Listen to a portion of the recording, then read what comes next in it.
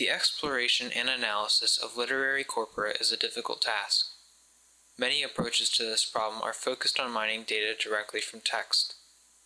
However, these solutions do not aid researchers who are interested in examining spoken features of the text, specifically in poetic works.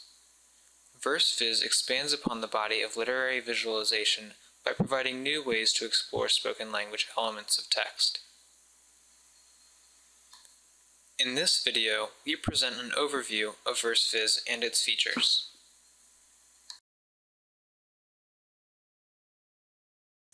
Let's get started by opening a file. The VerseVis architecture is designed to explore raw text, MaryXML, and tab-separated variable files. When a file is opened, we're given an overview of the entire document. The columns and lines of the visualization can be attributed to any level of the document's hierarchy. Here, we separate the columns by divs, or we can show each line as a sentence, as opposed to a phrase. If we want a closer look at the text, we can zoom into the document, and we can expand the visualization window. This allows us to explore the text in detail by panning through the visualization.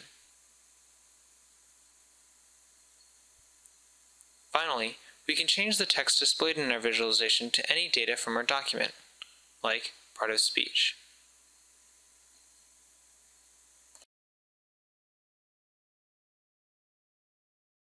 With VerseVis, we can compare multiple files at once. If we open another file, it's displayed alongside the first. Each file's attributes can be changed separately. Here, we change the column mappings of the second file. There are a number of rendering options that allow you to adjust the visualization to your preferences. We can normalize column heights, column widths, and within each column, we can normalize the line widths.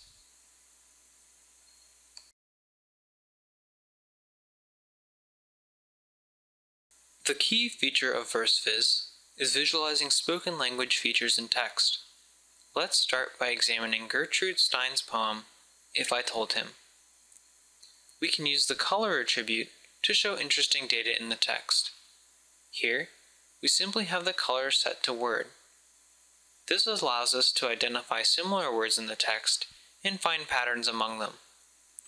We can immediately see the repetition of words in Stein's poem, finding recurrences within each phrase and among lines. Now let's set the color attribute to a spoken language feature. We'll set it to phoneme. Examining the phonemes allows us to look at data that would not have been available from raw text. Since we can identify similar phonemes, we can easily recognize poetic elements, including rhyme, alliteration, assonance, and consonants.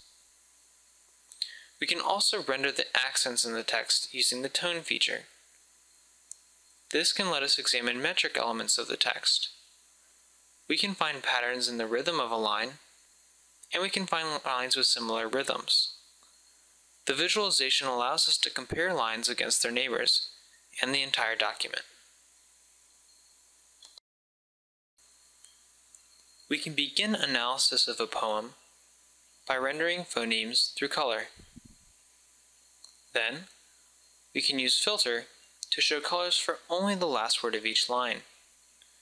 Here, we see an ABAB, CDCD, EFEF, GG rhyming structure.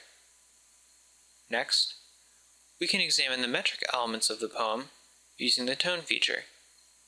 Here, we see that each line follows iambic pentameter. In fact, we are viewing Shakespeare's Sonnet No. 1.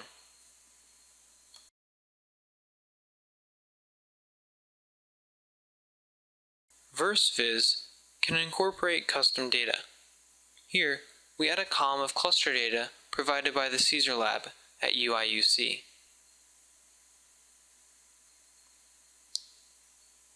When a file is opened, VerseVis will recognize the added column. We can select it for any of our attributes. Choosing color allows us to explore the clusters visually. This means that we can add any type of data column into our tab-separated variable file and explore it with VerseVis.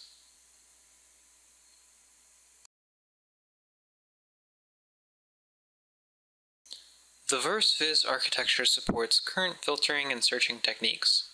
This will allow us to use complex filters and searches at any level of the document hierarchy using any data field, whether we want to find lines with certain phonemes or we want to hide entire columns of text. With these features, VerseVis provides a new way to explore spoken language elements of text. Thank you for watching.